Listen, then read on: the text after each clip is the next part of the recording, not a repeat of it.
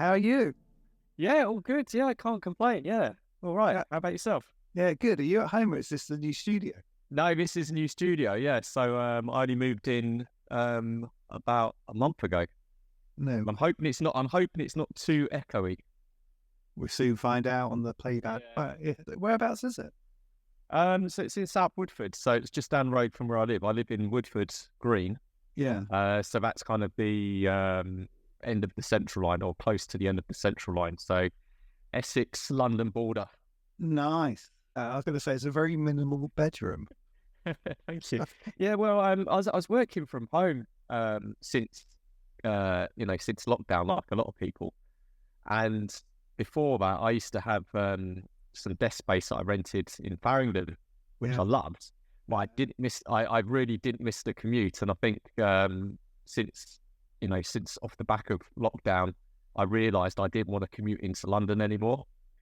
So for many years I just worked from home, and then as I say, recently I just got a small office space just down the road from where I live. Excellent. Look, thanks for taking the time to do this. I don't know if you've listened to the podcasts or anything like that. Yeah, I have. Yeah, I have listened to a few. Yeah. Oh, good man. It's basically we'll meander around things and we'll talk about your sort of career path and everything else. I've made some notes and stuff, so we'll just see where we go. Really, Yeah, sure. Sounds good. nice one. All right, Mark. So I think this is the 14th podcast. I hope it is because it's going out. It's the 14th. And I was really interested in your journey as a designer because I think we met in Farringdon. There's a pub on the corner. I think it's me, you, and Phil. Yeah. And it's just one of those random design meetups that people used to do years ago. And that's where I met you. And I was like, Yeah, I wasn't sure if I definitely remember meeting you many years ago, and that does actually sound familiar. But I also remember, I think there was an event at Fedragoni, which was also in Farringdon, in a basement there, right? So Fedragoni had like this really cool basement office space, which is just around the corner actually from where I used to work. And I seem to remember meeting you there, and you having a white suit, like not kind of like a white suit jacket. I don't know if you still own it, if you remember that, or maybe I'm just imagining it. I do own it. Yeah, it's one of my summer suits. It's there you go. Yeah, it's my nod to Peter Saville. It's about as close as I'm ever going to get to him. No, but you're right. I think I spoke to someone about this recently. I can't remember who it was, and we were saying that in the early days of social media. So I still remember when Visual, and I think you and September Industry were really the only kind of design blogs out there which I followed or was aware of. And obviously Twitter and Instagram were kind of in their early days. And yeah, like you said, we used to have these kind of London designer meetups, which are a really cool way to meet people that lived and worked in London and people that you followed on social media. And I remember, again, Phil Garner was definitely one of them. And several others who names escape me. Yeah, well, yeah, I think we're going back into the distant past on that one. Yeah. So, because I think when I met you at Farringdon, you were with socio design, so that's sort of a timestamp on it. I thought you might have been freelance, and so I don't know what year that was, but I do remember. But then I also remember you produced a book which I purchased, which was a sort of like a monograph of your book, of your work, which I thought was awesome. And then I think the first typeface I bought from you, I'm sure I've got the type specimen, was it the RM Mail, Royal Mail kind of? Yeah, so like you said, my background is as a graphic designer, and previous to setting up CoType Foundry, I run my own design, call it studio, but it was just myself, called Mash Creative, which I did for many years. Yeah. And the first project that kind of, I guess, allowed me to cross over from graphic design into type design was with that typeface you mentioned, which is called RM Regular. And RM Regular came off the back of a project I did for Icon magazine. So you might recall that Icon magazine, architecture magazine, used to go out to different designers around the world and ask them to do what they called a rethink. So you would basically rethink something that was already out there in the public domain and put your own design spin on it. So my rethink was for the Royal Mail. So as part of that, I thought I've never designed a typeface, and I thought I'm just going to try and do an interpretation, like a modern interpretation of what the Royal Mail kind of logo type was at the time, and created this this typeface called RM one weight. I hasten to add, called RM regular, hence the regular, because it was just a regular weight. And I think you were actually kind enough to feature it on, probably would have been Collates back then, I imagine. Well, I have to correct you that I've always been visual. There was David. Oh, my apologies. So basically, there's three of us. There are three David. Right. Yeah, there's David. And then I think he's in Ireland, and then he just started. You're correct. You're right. Yeah. Three Davids. Yeah, that's right. My apologies. That's right. Wow. Visual still going. Yeah, I mean Visual. So you're right. It was Visual, Collate, and September History were the three big blogs. So that's probably why I got confused about the names, because, like you say, Collate's not going anymore. I'm pretty sure it was featured on Visual as well. Sure. And again, the beauty of social media back then was, because it wasn't overly saturated, was that if you had a project featured on a design blog, it would really help to kind of propel you within the design world. And that particular project for the Royal Mail Rethink got a lot of design blog exposure. And I had no intention of releasing RM Regular as a typeface at the time. And I had a lot of designers messaging me saying, "Are you going to make this available as a typeface?" And I mean, in all honesty, I just designed it in Illustrator. It wasn't designing glyphs. It wasn't designed professionally. And then I set about finding a font engineer that would basically take my Illustrator files and convert it into a working typeface. And that's kind of how it all started with RM Regular, which has then evolved over the years into numerous iterations. So did you do the whole character set and then give it to the font engineer, or was it a few characters then? So it's basically the full A to Z and numerals. So all the accented, so the accented glyphs I didn't do, but most accented glyphs are relatively easy once you've got the the A to Z alphabet. So I designed all that from scratch. And I think it was just based on several different typefaces that I used and liked, and kind of thought, this is my own interpretation of that. I think it's like AG Schoolbook and Axton's Grotesque, and kind of, almost like a lucky dip of your favourite bits. Let's go back to the beginning, your early inspirations and stuff like that. Yeah, so I mean, like most graphic designers, I loved art at school. I was always probably my strongest subject. And I think if you'd asked me at the age of 13, 14 what I wanted to do as a job, I probably would have said comic book illustrator.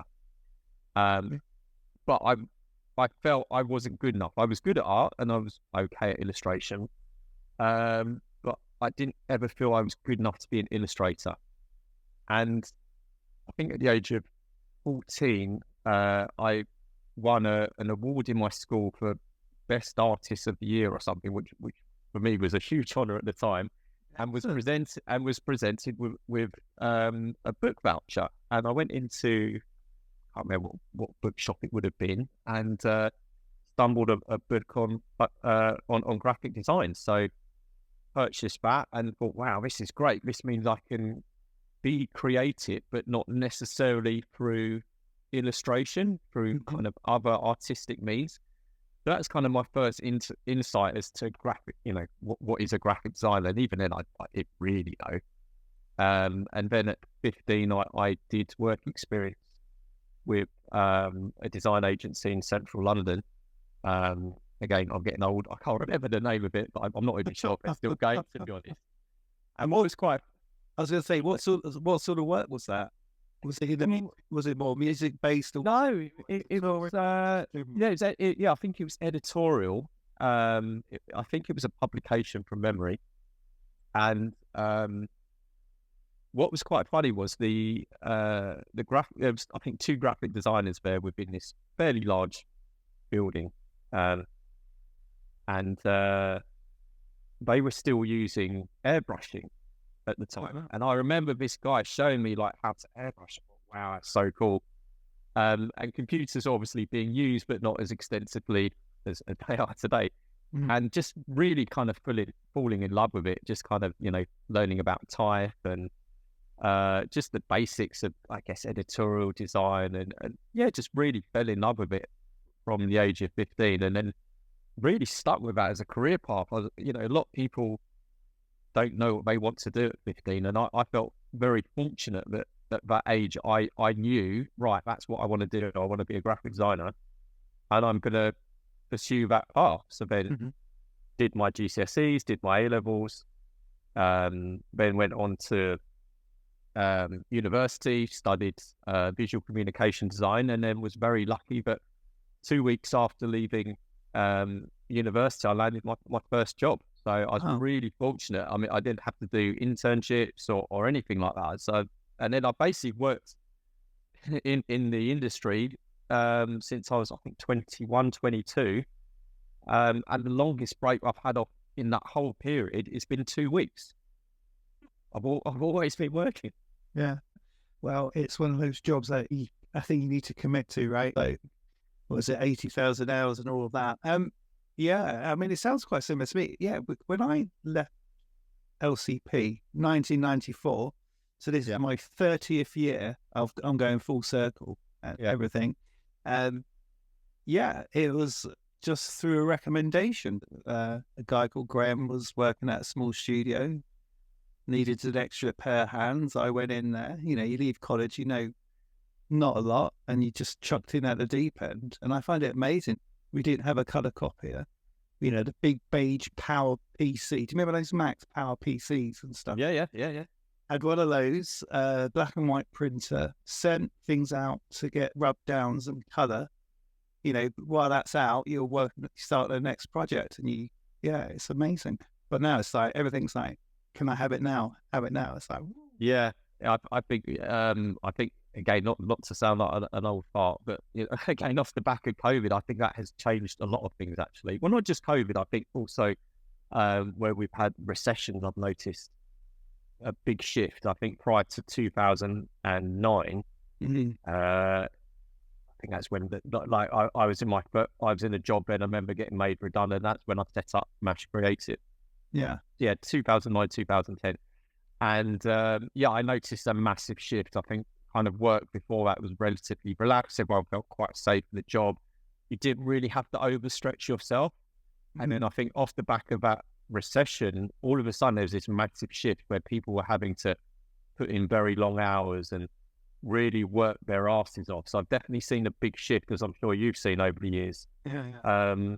And just to touch on internships, that didn't really exist when I started out. And I feel quite lucky in a way, but I did have to do internships. And I know so many designers, young designers, that have either done a few internships, then started their own business, or are unable to find internships, so started their own businesses off the back of it because they've not been able to get jobs. And some succeed, some don't. But I think it's great when you work within another business and you learn from it.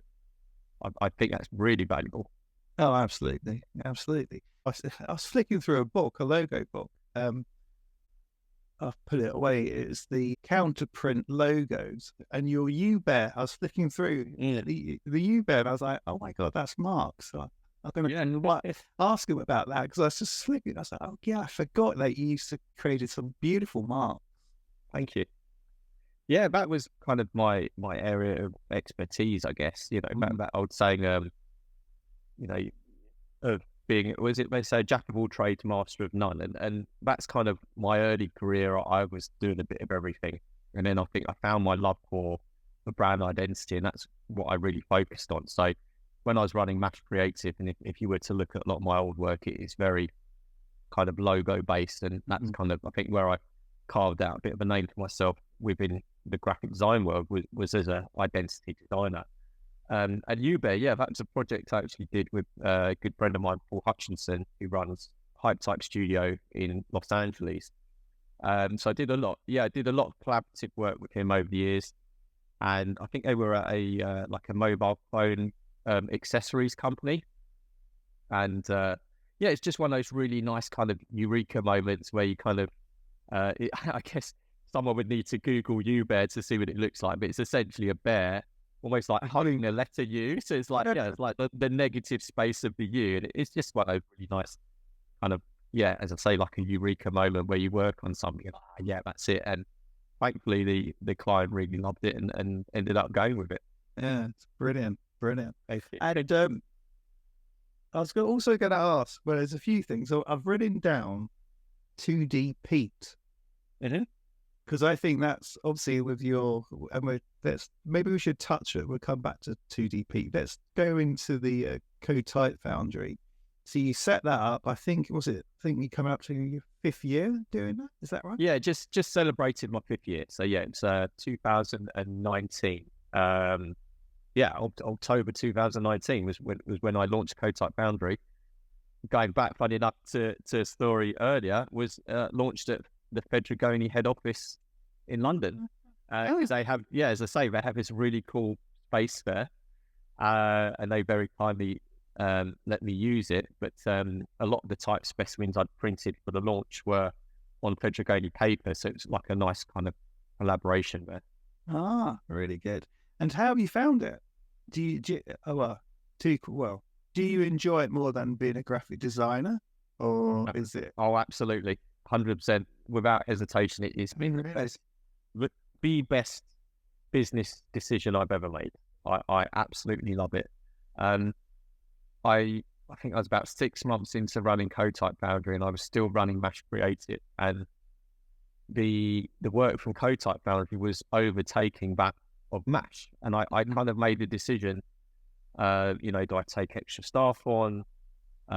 Do I put more effort into CoType? And I ended up deciding to no longer take on graphic design work through Mash Creative and focus solely on running CoType Foundry. And that's what I did. I still design a lot of my own type specimen books, and 95% of the social media content I put through CoType is designed by me. So I'm still designing, but I'm my own client. I'm not having to design for a client. And I think that's probably what I enjoy most about running CoType Foundry. I'm kind of getting to do both. I'm getting to be a type designer and a graphic designer, but only as me as the client. Yeah. And that's a nice segue into 2D Pete, because I think I didn't really know much about him until I started seeing the stuff you guys were pushing out together. Yeah, which I thought was great. Yeah, he's a lovely guy, 2D Pete. We have a hell of a lot in common, actually. So as you know, I sound like a jack of all trades, which is what I said earlier, but I tried not to do. But as well as kind of running my own design studio, Mash Creative, and running CoType Foundry, I'm also a co-director of an online university that teaches graphic design called Labastad. We have guest teachers and guest speakers. We've got some really great names. Got people like Astrid Stavro, who actually designed one of my type specimen books recently. Got people like Aries 17, who are, probably the most renowned web design studio in the world. We've got them teaching web design. Astrid is teaching editorial. And then we have 2D Pete, again, kind of calling on people that I know. He does what we call a masterclass, which is basically like a guest speaker. So he's involved with Labastad, but kind of rewinding back several years ago. I think I just stumbled across his Instagram, and I think he was just doing some kind of experimental stuff, and just reached out to him and said, look, really like your work. Have you ever thought about taking on any commissions?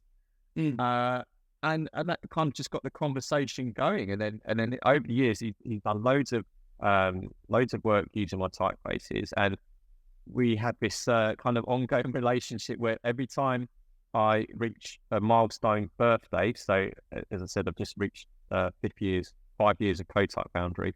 Yeah.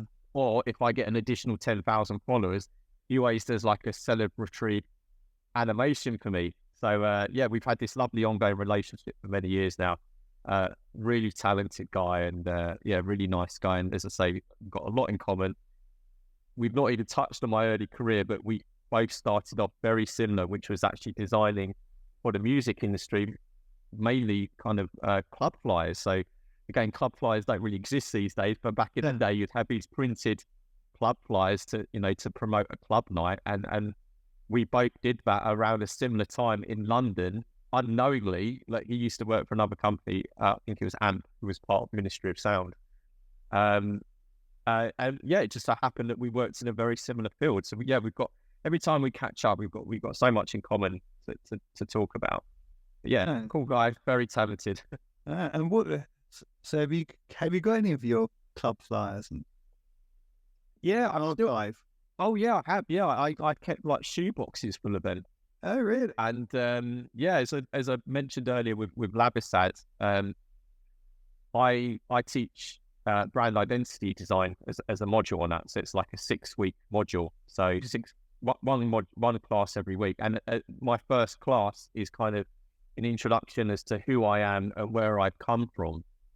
And I often show like my early club flyer work that I did back then, to show that I wasn't always kind of into brand identity design or type design or working for like cool design studios or cool agencies. I had a quite unconventional design upbringing, but I loved it. I really enjoyed working in the music industry. Some very colourful characters that I used to work with back in the day. And I remember one of my bosses refused to print some flyers for one of the clients because they had a debt that they hadn't paid. And I'm just sitting there working away in this little design studio, and this guy comes in and pulls out a knife on him and threatens to stab him. And unfortunately, that is a lot. Wow. Yeah, I mean, yeah, as I say, that's one of many stories of, you wouldn't get that in a typical design studio, but unfortunately, when you're dealing with, certainly not all club promoters, but there's definitely a few suspect ones out there. Seems to be not the norm, but kind of not unheard of, let's say. Yeah, well, I tell you what, you're going to have to send me some either JPEGs or scans if you've got them of your club flyers. I'd love to see them. I'll put them up there, which should be awesome.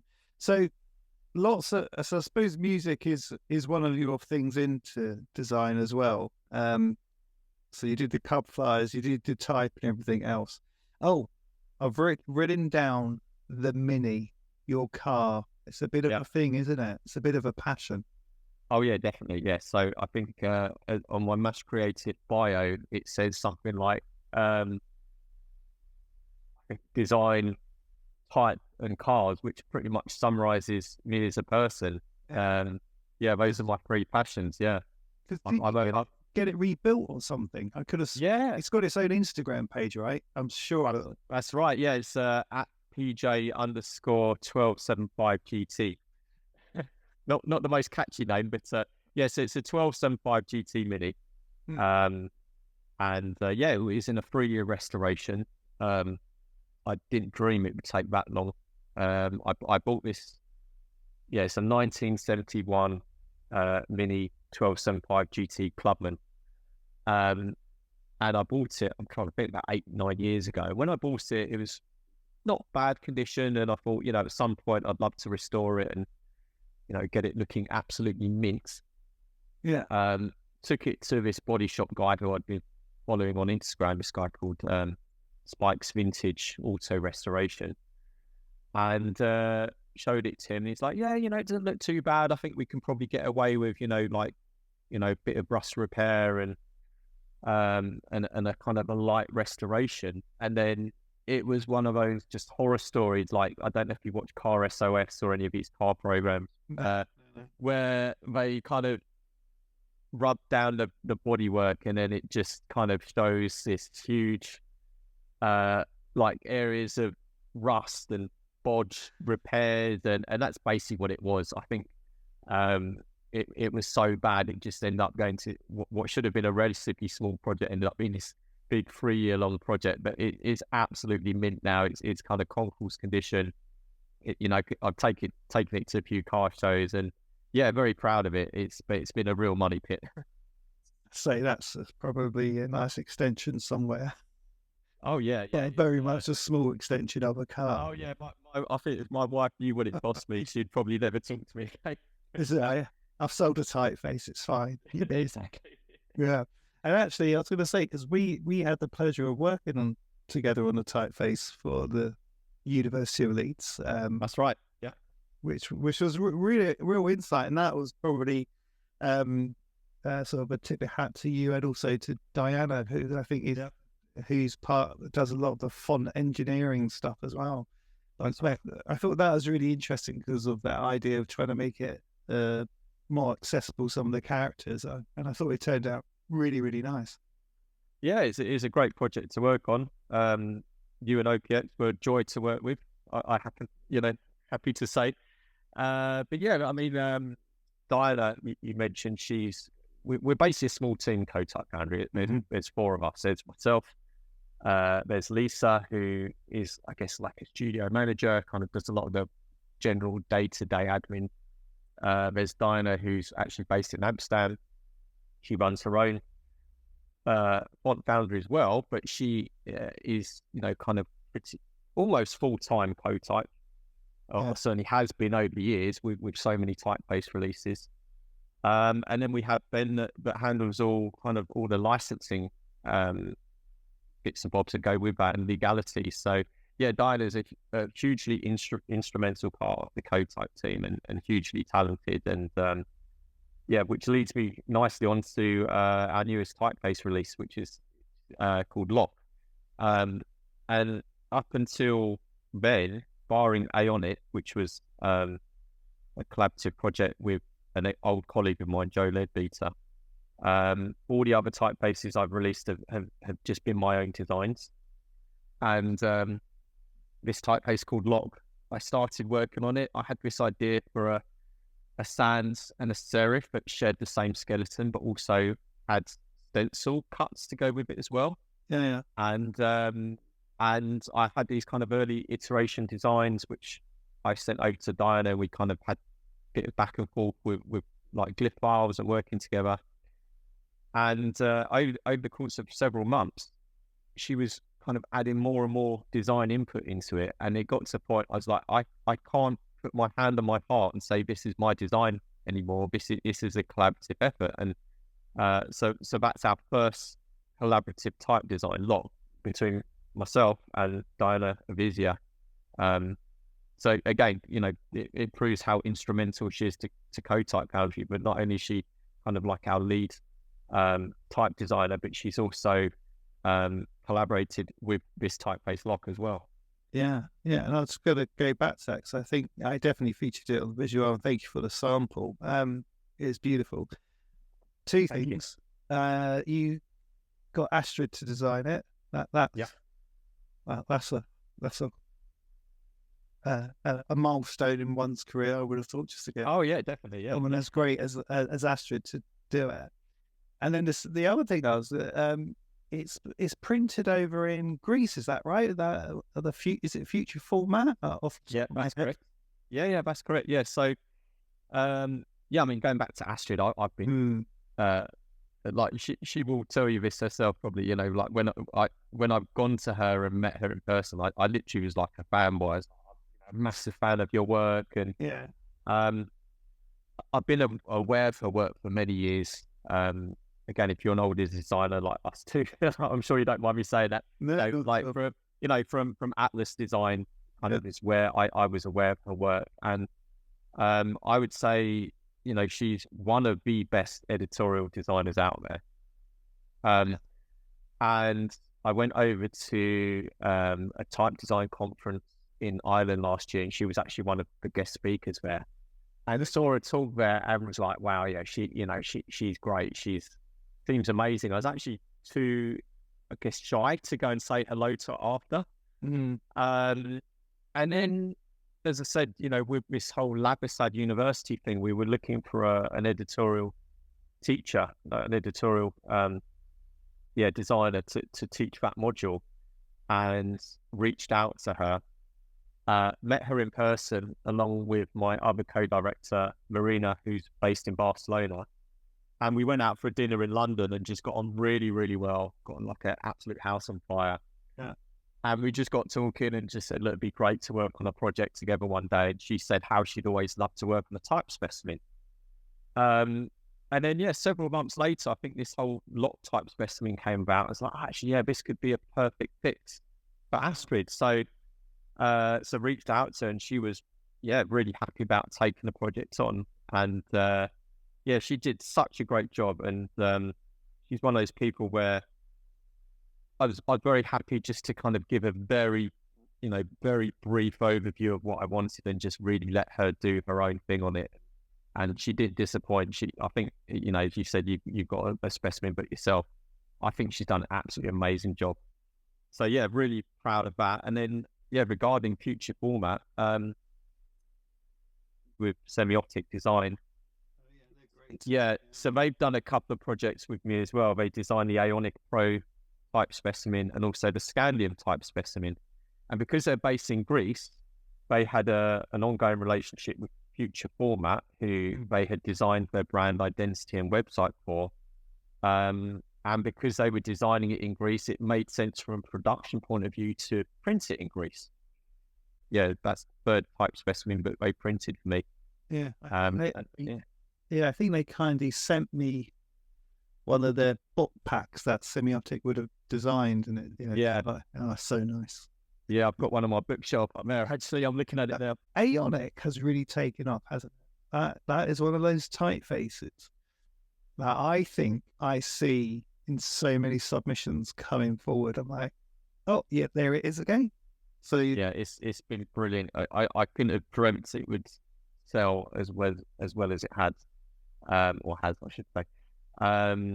It's been absolutely amazing. It was our first typeface released through CoType Foundry 6 years ago, a year before I'd even set up CoType Foundry. So it had its own microsite, which is ionic.co.uk.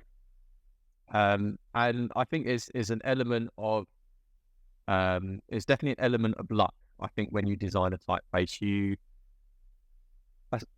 it was something I'd had kind of as early sketches for several years. It was after RM regular, actually. Off the back of that, I'd kind of started sketching out the early iterations of Ionic, and kind of sat on it for several years. And then when I worked at one of my previous design studios, Joe Leadbeater, who's the co-designer of Ionic, was working there. And I showed him this early iteration of Ionic, and he had some type design experience. He was a graphic designer. He was brought in actually as an intern, who then became a junior designer, but had a strong passion for type design. And we kind of worked on this project for probably a couple of years, and he actually introduced me to Diana, who I mentioned earlier, Diana, who also kind of helped to thrash out the certainly the production side of it towards the end. And that was probably a couple of years in production, got released, and just was, I wouldn't say necessarily an overnight success. I don't think any typeface, when you release it, is a huge success from day one. It takes a bit of time and momentum to get going, but definitely been really lucky. I think there's a couple of big agencies and big clients that started using it, and then I think the more it got used, the more other designers maybe got some trust from that. I think again, as graphic designers, we tend to work on trust. So you think, oh, if X design studio is using it, then it's good enough for us. And I think that's kind of what happened with Ionic. I think the more people started using it, I think the more it's kind of installed that trust, and more designers started using it as well. Yeah, as I say, definitely see it on a lot of submissions, which is great. Must be quite amazing when you look at something and go, oh yes, that's one of ours. Oh yeah, I love it, especially when you see it on TV, or Ambit is like a quirky sans serif design. actually put a release of CoType kind of off the back of Ionic. I wanted something a bit more quirky, and that's used by TUI Holidays. So anytime you see a TUI TV commercial, you'll see ambit in use. When I go on a tour, when I go on a TUI aeroplane, like all their expensive collateral, I think like even their sick bags have got like my typeface on it, and I love seeing it. And I used to say to my kids, like, look, it's my typeface, and they're not really that impressed when they see my type in use. But yeah, for me, it's very rewarding. I love seeing any of my fonts out in the wild. And thinking about the career path, looking back, is there anything you would have done differently? Maybe I should do type, or was it graphic design? Was really the underpinning to help you get into the type? Yeah, I think I'm glad first and foremost that I was a graphic designer. I think again, I mentioned Diana. She's a trained type designer and would often question some of my decisions with type design. I remember even when she looked at Ionic, she's like, "Oh, it's too plain. It's not quirky enough." And I was like, "No, you've got to trust me. I'm a graphic designer designing this for other graphic designers." Yeah. I think type designers, again, I don't want to kind of say all type designers, but generally want to go down a more kind of quirky or flourishes or something quite wacky and out there. But I actually think from day-to-day graphic design use, you just want something different, but just subtly different to other typefaces out there, which kind of led me to design. I think coming at it from a graphic design point of view has worked quite well for me. But when I design type, I'm designing, thinking at it, from a graphic design point of view, saying, as a graphic designer, would I want to use this?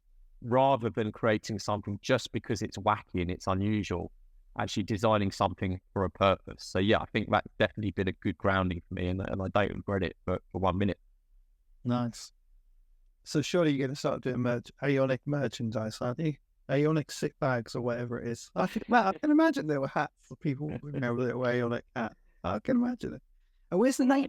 Where does what does it mean? Where did it come from? Is there a story behind that? So Ionic is of a Latin or Greek derivative, and I should really know this for this interview. I should have done a bit of research, but I think it basically means like long lasting or something that has longevity to it. Like an aeon, if something lasts an aeon, it means it lasts a long time. So I think the word Ionic means kind of like long lasting, and that again was quite a conscious decision from a naming perspective. Was I didn't want to design something that looked like it was designed to a trend. So sometimes you can see a typeface and you go, "Oh, that was definitely designed in the 70s, or that was designed in the 80s." Yeah, I wanted to take that kind of Helvetica style approach where it, like in 10 years time, 20 years time, 30 years time, you wouldn't be able to look at it and say, "Oh, that was designed in 2020 as an example." So that's kind of where the name Ionic came from. Kind of long lasting, having longevity to it. Really nice. I'm actually on the site now, aeonic.co.uk. So that's the other thing. I love like Type Foundry's websites, and I really like your Aeonic and obviously your CoType. How do you design it and then hand it over to developers? It's so nice. Yeah, so I designed that website myself. I work with web developers called Hamley Freeman that I've worked with for many years. We're actually working on a CoType V2 at the moment that's been in production for quite a long time. So that Ionic mini site, I have to give credit to GriddyType because they obviously have a lot of their own mini and macro sites like GT America. And when I launched Ionic 6 years ago, I was looking at one of their microsites. I thought, it's really cool to have your own website solely for one typeface. Yeah. So that's kind of where the inspiration for having its own website came from. But yeah, again, this is the beauty of being a graphic designer. It meant I could design that myself and kind of set up the whole, I guess, brand identity. I think when you look at Ionic, it almost has its own brand identity. It has a yellow and black and white color scheme. And this kind of fictional aeroplane or airline,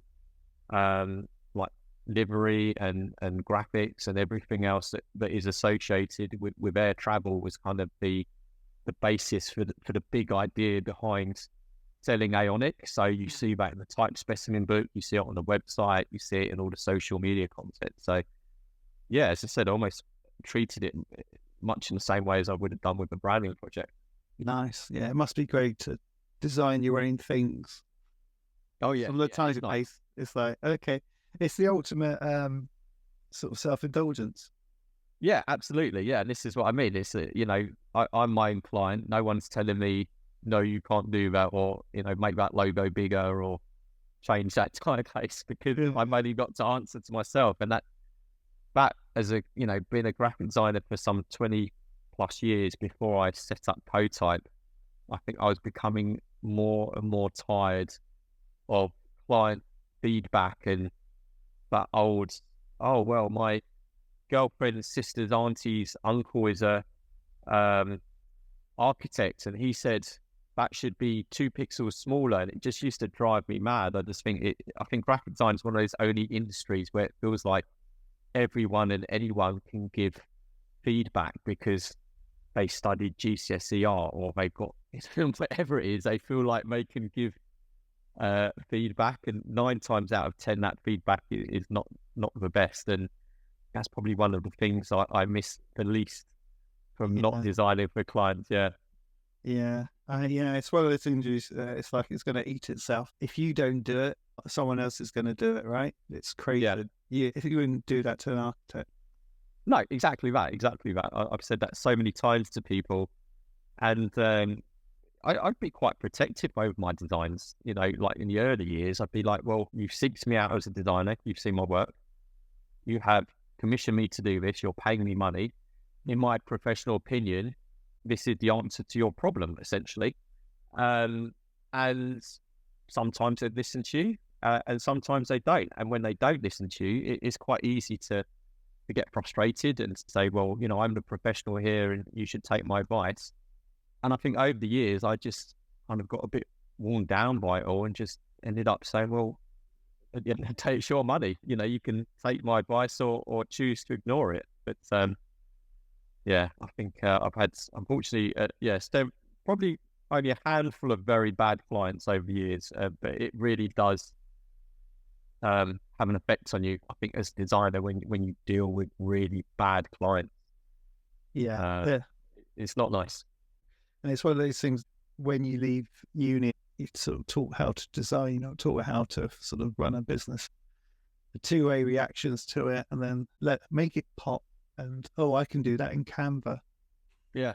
It's like, by all means, go ahead and do it. It's a funny old industry we're in, really, isn't it? It really is, yeah. And it seems to be the only creative industry where clients feel they can feedback the way they do. Like you say, if an architect says, I don't know, I'm going to an architect and they're going to build a house for me, and they say this beam has to be here because of structural integrity. You don't question it. You're like, okay, yeah, well, that's fine. It has to be there, because if it's not, then the roof's going to fall down.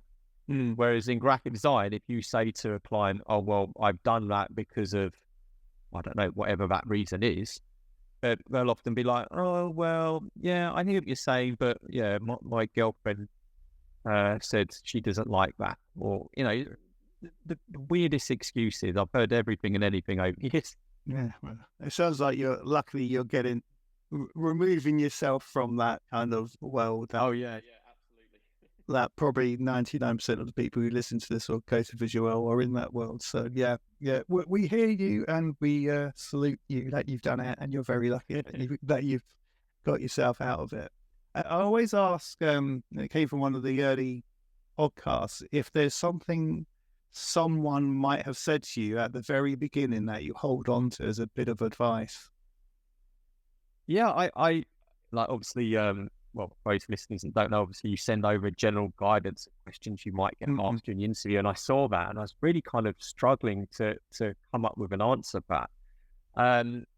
I think it was probably 2 things that I would maybe kind of like to end on. One of them was, in my very first job, my boss was kind of a bit of a Cockney wide boy, And one of his sayings was, "That will learn you."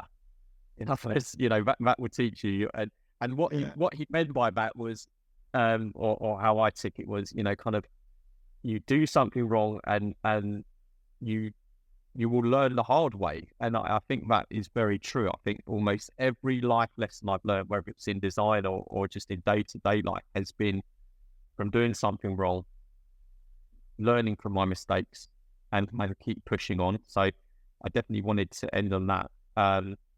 If there's any young designers, I think once you reach your kind of mid to late 40s, you definitely become a bit more forgetful. I just remembered actually what it was, and it's very cliched, and I've heard so many people say it at talks over the years, but it is true, and that is just to be nice to people. Yeah. I've met, luckily, the design world, 90% of it is filled with very decent, lovely people. Unfortunately, there is a small percent of arseholes that I've met over the years and worked with over the years.